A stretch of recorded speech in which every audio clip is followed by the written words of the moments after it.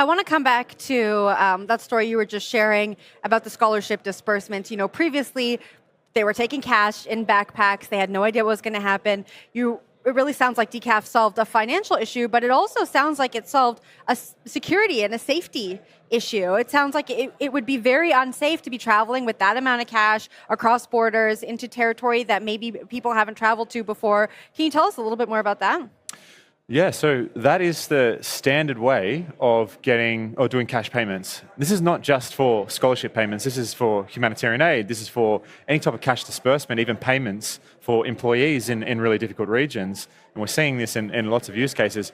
But essentially holding a bunch of cash in a bag is not that safe, not only for the organisers or the institutions themselves who have to pay out, but for the recipients as well, who have to receive a bunch of cash and be holding it. And they may be in places such as, I don't know, Myanmar or Colombia, or where it's just not safe to do that. And actually last year, we were talking about holding cash and being shot because of holding a bunch of cash. So there are a lot of safety challenges for just cash disbursements.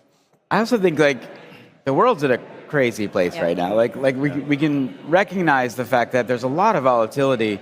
And in the NGO space, there's a tremendous number of people who want to figure out how to help. And what I love about the work that you guys do and some of the others in the space is you're cutting out fees, you're cutting out the time it would normally take to deploy on the ground. Yeah. These NGOs, I think, should be seeing these products as a true lifeline and opportunity. So what's the reception been from the NGOs that you talk to? Well, I mean, just had conversations here at Meridian, just even last night, and it's not even just non-government organizations, it's government organizations themselves and contractors. And the biggest thing is, so at the start of this year, Trump sent out a note about US aid.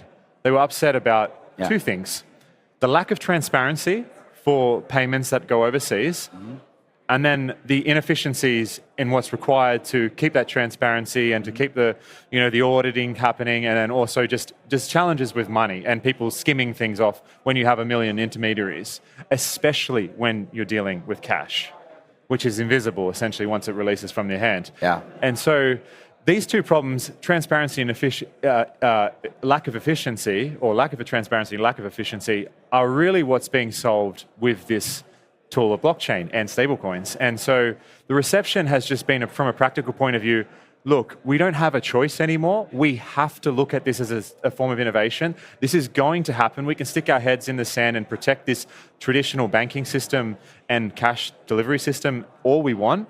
But we know it's going to transform. And in fact, the Trump administration wrote in their note, the future disbursements for USAID, the remaining 18% that they have, has to be on blockchain, has to be from a system that has a proven track record, and because it changes the transparency and the efficiency of those systems.